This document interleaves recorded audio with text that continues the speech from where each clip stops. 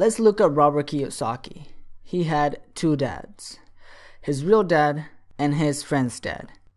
His real dad had a PhD and the other didn't even finish high school. His real dad would say things like, "I can't afford it," and the other would say, "How can I afford it?"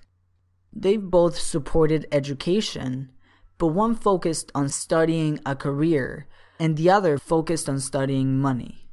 One of them died struggling financially, and the other died as one of the richest men in Hawaii. Kiyosaki decided to learn from his friend's dad instead of his own dad. This is important to know because we can do what Kiyosaki did and learn from other people that know this subject very well. Have you ever heard people say, "Oh, I wish I had more money. I'm quitting this job. The pay here sucks. I need to get a second job because I need more money." And I'm sure all of us can relate. But the problem here is that it really doesn't matter how much money we're making if we don't even understand it.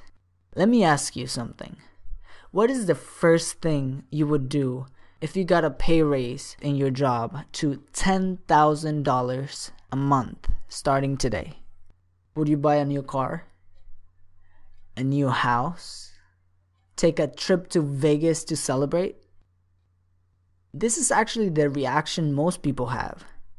They make more money, so they spend more.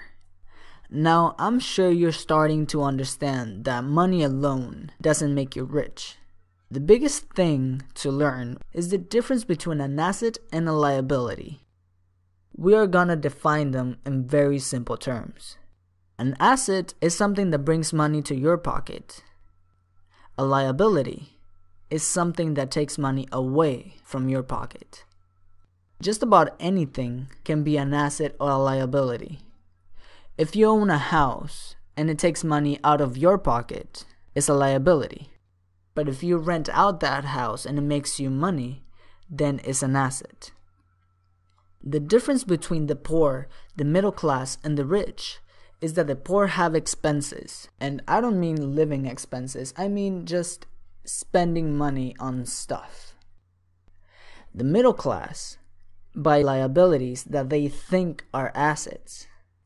I'm sure you've heard people say that their home is their largest investment, so they think it's an asset. But yet, their so-called asset costs its owners at least a couple of thousand a month. The rich spend their time and money getting assets, which brings more money. They use that money to buy more assets, which brings more money and buy more assets. That's why the rich get richer and the poor middle class stay the same. And it really doesn't matter how much money you're making. If you have a job and make $10,000 a month and you buy cars and expensive wine bottles and timeshares in Vegas and spend all of your money at the end of the month, you have a poor person mentality. The same goes if you have a $2,000 a month income. You spend only $1,500 and the rest you use to buy assets. Eventually, those assets will bring you more money to buy more assets.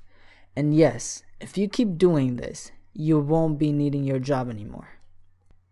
Assets can be things like real estate, businesses, paper assets such as stock and bonds, books you've written, or products you've created. A lot of people are gonna say, well, what if I lose my money building like a product or a business? And it's a valid point. There is risk to be taken. But they don't say the same thing when they go and buy their big ass flat screen TVs or a new car or even all the money they spend on buying junk food. See, I'd rather spend my money creating something that I'm passionate about and has the potential of becoming an asset than on stuff that I don't need. And even if I lose my money, the experience and knowledge I get from building those things, it's incredibly valuable. Much more valuable than sitting on the couch keeping up with the Kardashians. Let me give you a little tax history. You know the Robin Hood story, right? The guy that takes from the rich and gives to the poor? Yeah, that guy. Well, a long time ago, in England and America, there were no taxes.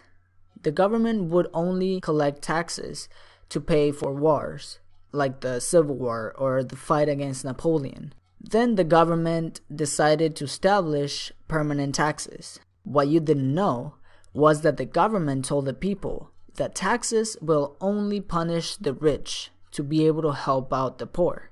So everyone captivated by the Robin Hood ideal voted for this law, and it became constitutionally legal. But the government's appetite for money grew so much, they started taxing everyone, including the middle class and the poor.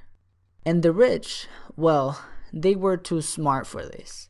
They found loopholes to keep their hard-earned money. This is why Warren Buffett is so proud to say that his tax rate is lower than his secretary's tax rate. Corporations.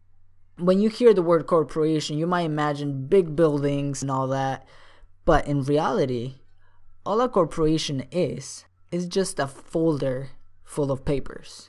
Yeah, a folder full of papers that allows the company to make all of the expenses first, then get taxed on whatever is left. That means that you can spend all of the money you can. Then at the end, you just say, all right, tax me on whatever is left. And that is why the poor and middle class pay so much more in taxes than the rich do. Learn from people that know this subject well. Work to acquire assets and limit liabilities. Learn to keep most of your money.